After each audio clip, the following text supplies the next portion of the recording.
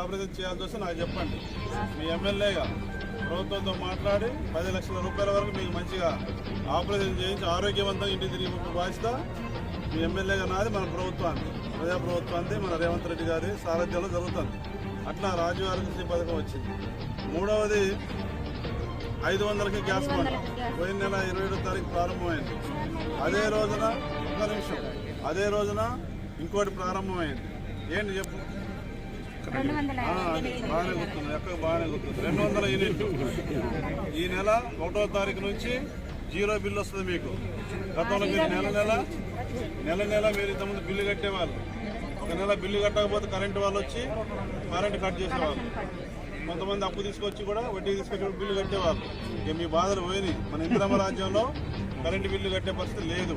ఎవరికైనా యాడ్ కాకపోతే మీరు ఎంపీడీఓ గారు ఎంపీడీఓ గారు ఓకే, మన ఎంపీడీఓ గారు మన మండల ఎంపీడీఓ గారు మీద ఎవరిదైనా యాడ్ కాకపోతే మీ పేరు తప్పుపడటం వల్లనో మీరు రేషన్ కార్డు లింక్ చేయకపోవడం వల్ల ఆధార్ కార్డు పెట్టకపోవడం వల్ల ఆగి ఉంటుంది.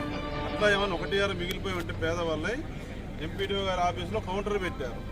ఏది 5 ఇప్పుడు 200 యూనిట్లు కరెంట్ ఫ్రీ కరెంటు కోసం ఎవరు బాధపడరు, అందరికి వస్తుంది. ఓకేనా? తర్వాత 4 అయినాయి గ్యారెంటీ పథకాలు 6 5వది మొన్న ప్రారంభం చేశారు. ఆపరేషన్ చేయాల్సి వస్తే నాకు చెప్పండి.